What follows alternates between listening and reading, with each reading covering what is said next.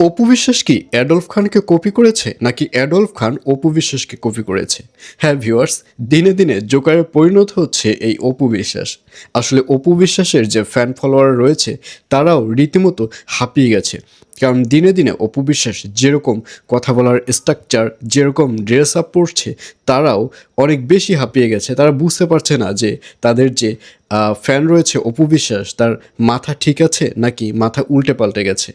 অনেকে আবার মন্তব্য করছে যে অপু বিশ্বাসের মাথা উল্টিয়ে গেছে, কারণ যখন জানা গেছে যে বুবলি আবারও মা হতে চলছে, তখন সতীন হিসাবে অপু বিশ্বাসের মাথা উল্টিয়ে যাবে, এটাই তো স্বাভাবিক।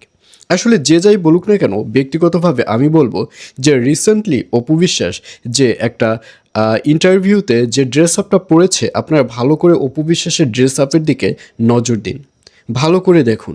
এর আগে কি কখনো এই কোয়ালিটির ড্রেস আপ আপনারা পরতে দেখেছেন? আর আমরা অপু বিশ্বাসকে ছোটোবেলা থেকে যেভাবে দেখে আসছি, অর্থাৎ ন্যাচারালি যে সৌন্দর্য ভাবটা দেখে আসছি, আমরা তো এখনও সেভাবেই দেখতে দেখতে অভ্যস্ত, তাই না? কিন্তু অপু বিশ্বাস রিসেন্টলি ইন্টারভিউতে যেভাবে তার মেকআপটা করেছে এবং যেসব অঙ্গভঙ্গিতে কথা বলছে, যেসব বাজে ড্রেস আপ পরেছে, এটি পরার কারণেই বর্তমানে ট্রোলের শিকার হচ্ছে অপু বিশ্বাস।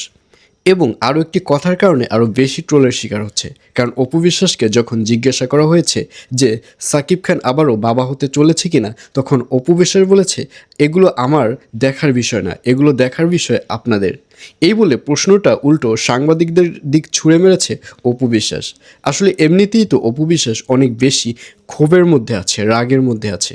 কারণ অপু বিশ্বাস কল্পনাই করতে পারেনি যে বুবলি মা হতে চলছে, তার মধ্যে আবার তাকে উল্টো প্রশ্ন করা। আর এই দুটো মিলিয়ে অপু বিশ্বাস গুলিয়ে ফেলে, মানে বিশাল রাগ হয়ে গেছে।